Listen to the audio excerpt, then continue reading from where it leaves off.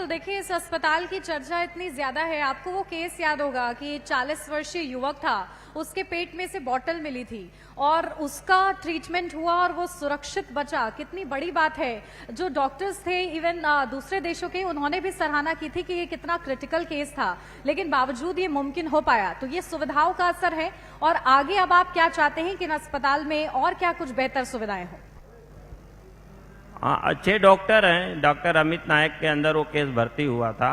उन्होंने अपना उसको कुशलता से काम किया और उसके लिए जो इक्विपमेंट चाहिए, एक क्रिटिकल केयर ऑपरेशन करने के लिए जो इक्विपमेंट की ज़रूरत होती है वो हॉस्पिटल मैनेजमेंट ने दे रखा है।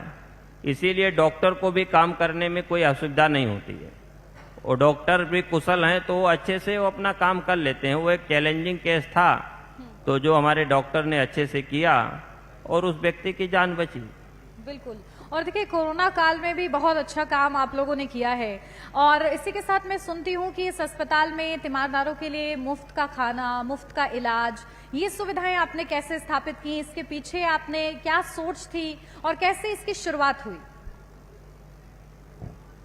कोरोना काल की जो बात करें, कोरोना एक महामारी के रूप में आया था जी।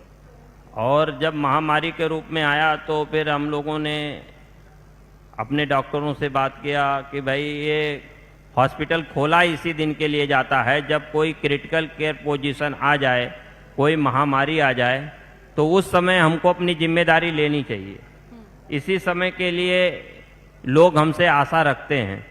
तो जब कोरोना आया तो हम लोगों ने उसको अपनी जिम्मेदारी समझा और अपनी जिम्मेदारी समझ के हम लोगों ने अच्छे से काम किया। परेशानियां भी बहुत आईं, शासन प्रशासन का भी बहुत सहयोग रहा।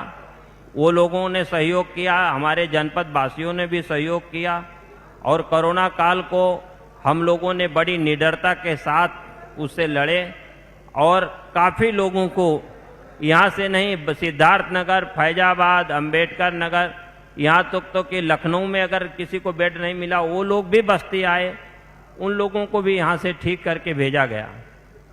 अच्छा काम किया गया उस समय में और बढ़िया से उस महामारी के निपटने के लिए काम किया गया। उसके बाद उस समय जो समस्याएं आई ऑक्सीजन की, उसके बाद में हम लोगों ने सोचा कि भाई उस समय हम लोग ऑक्सीजन के वजह से बहुत परेशान हुए।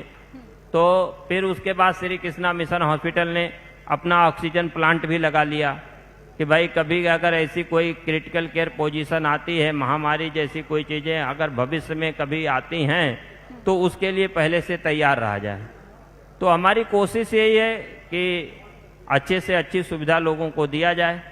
और जो तीमारदार को भोजन की बात है, बहुत दूर दूर से लोग आते हैं और क्योंकि हॉस्पिटल थोड़ा शहर के बीच में ना रह के थोड़ा साइड में है तो वहाँ लोगों को अगल बगल में जाना पड़ता था। और हम लोग पहले से ही इस सोच में हैं कि भाई कुछ ना कुछ समाज को अपनी तरफ से दिया जाए। तो उसकी सोच के तहत कि भाई तीमारदार को और उन लोगों को जो मरीज हैं, मरीज को हम लोग देते हैं, मरीज को भोजन फ्री देते हैं।